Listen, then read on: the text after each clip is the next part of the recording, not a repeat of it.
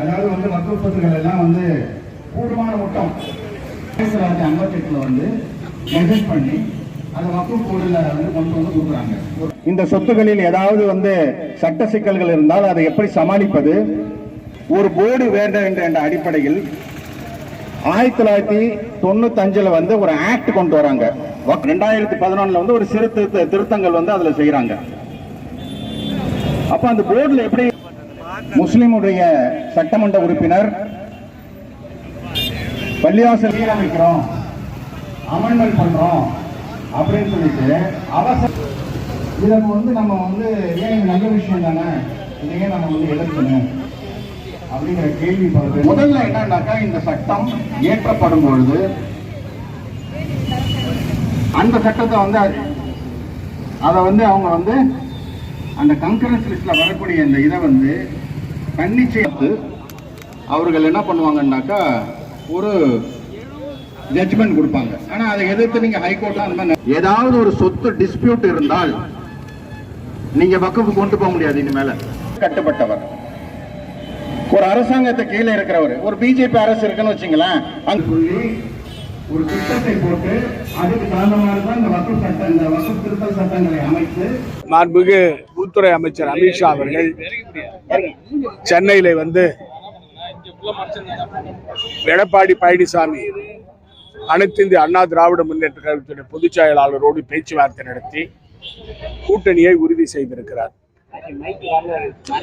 இது ஒரு சந்தர்ப்பவாத கூட்டணி.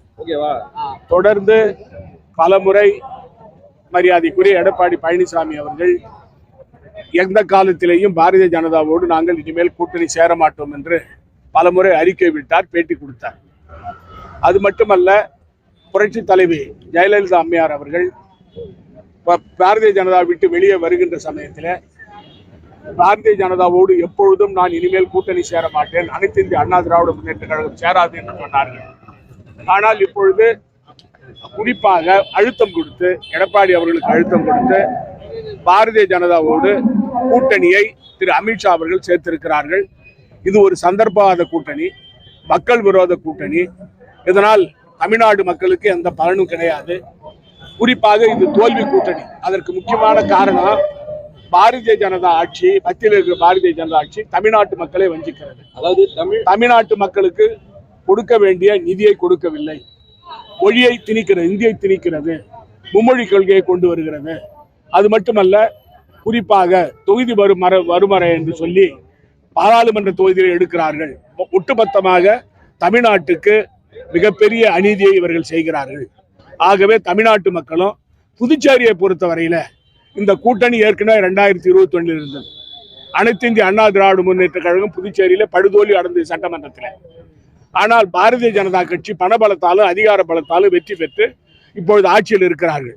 இங்கு புதுச்சேரியில அதாவது என்ஆர் காங்கிரஸை பாரதிய ஜனதா கட்சி இந்த தேர்தலில் விழுங்கிவிடும். என்ஆர் காங்கிரஸ் இல்லாமலே போய்விடும்.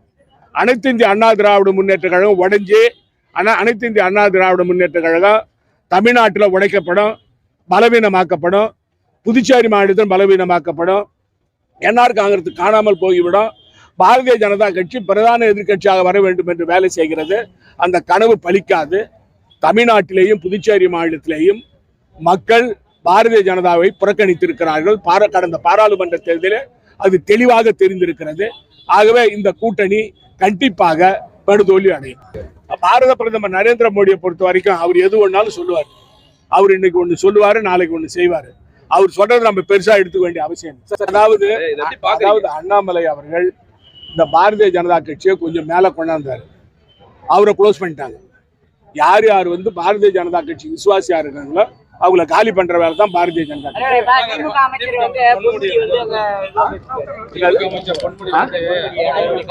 கட்சி.